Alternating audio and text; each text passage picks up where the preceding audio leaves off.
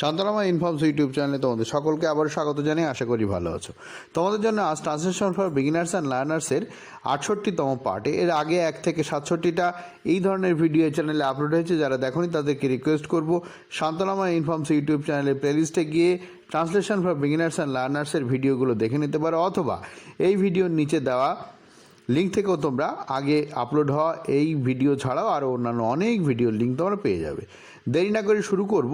কোন ধরনের বাক্যগুলো আজকে তোমাদের সঙ্গে শেয়ার করছি সেগুলো দেখতেই পাচ্ছ। মূল বিষয়টা হচ্ছে কিছু কিছু ইংরেজিতে শব্দ আছে, যে শব্দগুলো দেখে প্লুরাল মনে হওয়া সত্ত্বেও সেগুলো সিঙ্গুলার হিসেবে ব্যবহৃত হয়। তো দেখো, প্রথম বাক্য, ক্ষুদিরামকে জেলখানার ফাঁসি কাঠে ঝুলানো হয়েছিল। ঠিক আছে, কাকে ঝুলানো হয়েছিল? ক্ষুদিরামকে। ক্ষুদিরামকে ঝুলানো হয়েছিল প্যাসিভ ভয়েসে রয়েছে, আচ্ছা ঝুলানো হয়েছিল। তারপরে যেটা রয়েছে একটা জেলখানার, তারপরে হচ্ছে ফাঁসি কাঠে। তাহলে ফাঁসি কাঠটা কোথাকার? না জেলখানার। তাহলে আগে আমাদের যেটা করতে হবে, ক্ষুদিরামকে ঝুলানো হয়েছিল বা ঝোলানো হয়েছিল, যা খুশি বলো, সেটাকে আগে করে নিতে হবে। ঝোলানো ইংরেজি কি? ঝোলানো ইংরেজি হচ্ছে হ্যাং।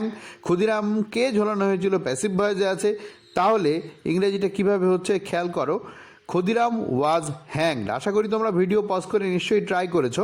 দেখো, Khudiram was hanged past indefinite টেন্সে রয়েছে এবং প্যাসিভ ভয়েসে রয়েছে। ঠিক আছে, তাহলে ক্ষুদিরাম ওয়াজ হ্যাংড এ পর্যন্ত হয়ে গেল। তারপরে বাকি আছে কি? জেলখানার ফাঁসি কাঠে। তাহলে প্রথমে ফাঁসি কাঠ, তারপরে ফাঁসি কাঠটা কোথাকার? সেইটা জেলখানার মধ্যেকার, এইভাবে আমাদের বলতে হবে। এইবার দেখো, ফাঁসি কাঠ ইংরেজি হচ্ছে গ্যালোজ। দেখো, ইন এ গ্যালোজ। দেখো, এই যে শব্দটা, শব্দের সঙ্গে এস যুক্ত রয়েছে, প্লুরাল মনে হচ্ছে, কিন্তু এটা সিঙ্গুলার। এর আগে এ এই আর্টিকেলটা বসেছে। ঠিক আছে, তো এটা সিঙ্গুলার হিসেবে ব্যবহৃত হলো। আচ্ছা, সেন্টেন্সের ট্রান্সলেশনে একটুখানি জিনিস বাকি থেকে গেল, জেলখানার। দ্যাট ইজ, এই যে ফাঁসি কাঠ, এই গ্যালোসটা কোথাকার? এটাই জেলখানার। তাহলে ইনসাইড দিয়ে আমরা ইনসাইড দ্য জেল। বোঝা গেল ব্যাপারটা? আশা করি তোমরা বুঝতে পেরেছো। পরের বাক্য দেখো, দুঃসংবাদ দ্রুত প্রচারিত হয়। একটু মাথা খাটাও, দুঃসংবাদ দ্রুত প্রচারিত হয়। ঠিক আছে, আচ্ছা সংবাদ ইংরেজি কি? সংবাদ ইংরেজি নিউজ। ঠিক আছে, সেটাও কিন্তু সিঙ্গুলার হিসেবে ব্যবহৃত হয়। ঠিক আছে, আচ্ছা দুঃসংবাদ ইংরেজি কি? দুঃসংবাদ ইংরেজি ইল নিউজ ব্যবহার করতে পারো। আচ্ছা, প্রচারিত হয়, স্প্রেড করা যেতে পারে, রান করা যেতে পারে। ভিডিও পজ করে অবশ্যই ট্রাই করো, আশা করি করে নিয়েছো। এবার দেখো কি হবে।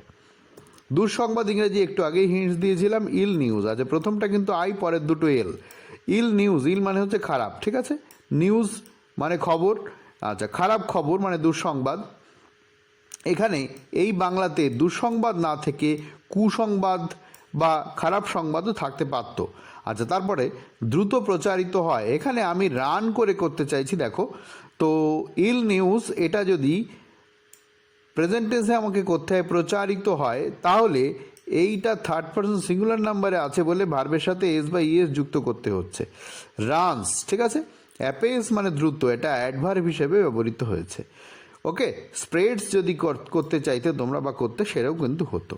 ঠিক আছে, আচ্ছা রানের সাথে এস যুক্ত হয়েছে, এটা প্রেজেন্ট ইনডিফিনিট টেন্সে রয়েছে, তাই সাবজেক্ট যেহেতু থার্ড পারসন সিঙ্গুলার নাম্বার, তাই ভার্বের সাথে এস বা ইএস যুক্ত হয়েছে। নিউজ দেখো এস যুক্ত রয়েছে, তবু এটা সিঙ্গুলার হিসেবে ব্যবহৃত হয়েছে।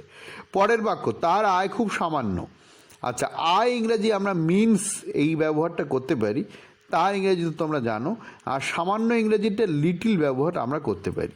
ভিডিও পজ করে ট্রাই করো, আশা করি করে নিয়েছো। দেখো, হিজ মিনস, এই যে মিনস, দেখো এইটা কিন্তু মিনের সাথে এস যুক্ত হয়েছে বলে মনে হচ্ছে প্লুরাল, কিন্তু এটা সিঙ্গুলার হিসেবে বাক্যে ব্যবহৃত হয়। His means is very little. এই ভেরি লিটল মানে খুব সামান্য। ঠিক আছে, এই লিটিল মানে আমরা যেমন ছোট্ট বোঝাই, তেমন পরিমাণে অল্প বোঝাতেও লিটল ব্যবহৃত হয়।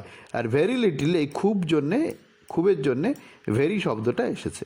ঠিক আছে, এইটা হচ্ছে অ্যাডভার্ব, আর লিটল হচ্ছে এখানে অ্যাডজেক্টিভ।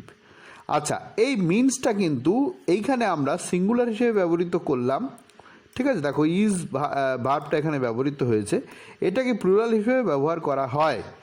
এই সকল উপায়ে তারা সফল হলো। সফল হওয়া ইংরেজি কি? সাকসিড হওয়া। এই সকল উপায়ে, এই উপায়ে ইংরেজির জন্য আমরা মিনস ব্যবহার করি, এবং এই সকল মানে দিজ, এটা কিন্তু বহুবচনে আমরা ব্যবহার করব। সফল হলো, তারা সফল হলো। আচ্ছা, ভিডিওটা পজ করে তোমরা অবশ্যই ট্রাই করে নিও, হিন্টস দিয়েছি আমি। দেখো কি হচ্ছে।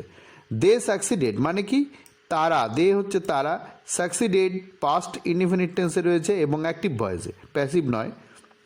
তাহলে দে সাকসিডেড, তারা সফল হয়েছিল, ওই হলো মানে হয়েছিল। এরপরে কি বলছে, এই সকল উপায়ে, উপায়ের দ্বারা, দ্বারা ইংরেজি আমরা বাই ব্যবহার করে, বাই দিস মিনস, এইখানে এই মিনস কিন্তু বহুবচন হিসেবে ব্যবহৃত হলো। তাহলে মিনস শব্দটা কিন্তু সিঙ্গুলার এবং প্লুরাল দুই ক্ষেত্রেই ব্যবহৃত হচ্ছে। পরের বাক্য, ছেলেটি অঙ্কে কাঁচা, এটা একদম তোমাদের জন্য রেখেছি। এই বাক্যটা কীরকমভাবে ট্রান্সলেশনটা করতে হবে। কাঁচা ইংরেজি কিন্তু উইক, অঙ্ক ইংরেজি কি, অঙ্ক ইংরেজি কিন্তু ম্যাথমেটিক্স, ঠিক আছে। তাহলে দেখো সেন্টেন্সের ট্রান্সলেশনটা তোমরা হয়তো অনেকে জানো।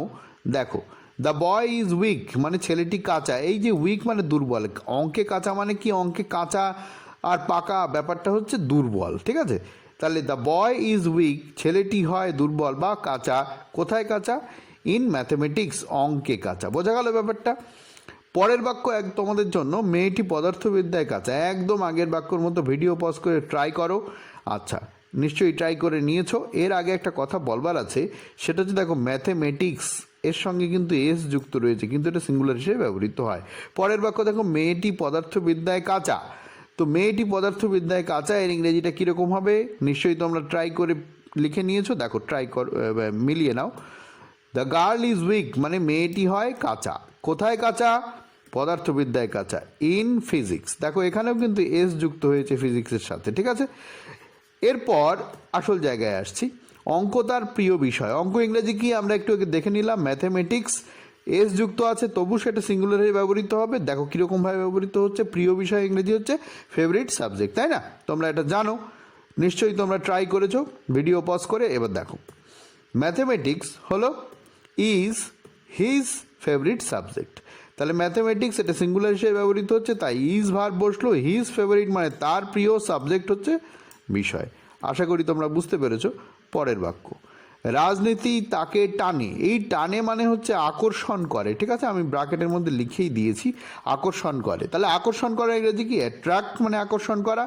রাজনীতি ইংরেজি কি, দেখো রাজনীতি ইংরেজি পলিটিক্স, সেটাও কিন্তু ম্যাথমেটিক্স ফিজিক্স এর মতো এস যুক্ত আছে, তাই না, কিন্তু সেটা সিঙ্গুলার হিসেবে ব্যবহৃত হবে। তাকে টানে, এটা কিন্তু প্রেজেন্ট ইনডিফিনিট টেন্সে রয়েছে। প্রেজেন্ট ইনডিফিনিট টেন্সে থাকবার জন্য যদি subject third person singular number হয়, ভার্বের সাথে এস বা ইএস যুক্ত হয়, তাই না।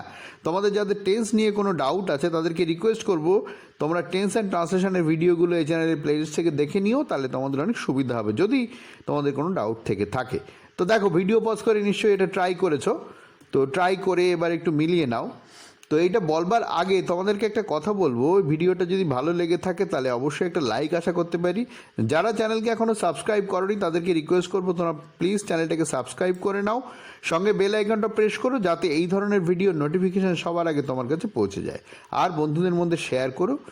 দেখো রাজনীতি তাকে টানে, এর ট্রান্সলেশনটা কীরকমভাবে হচ্ছে, পলিটিক্স, রাজনীতি হয়ে গেল, এস যুক্ত আছে কিন্তু এটা সিঙ্গুলার হিসেবেই ব্যবহৃত হবে। টানা ইংরেজি কি, অ্যাট্রাক্ট করা।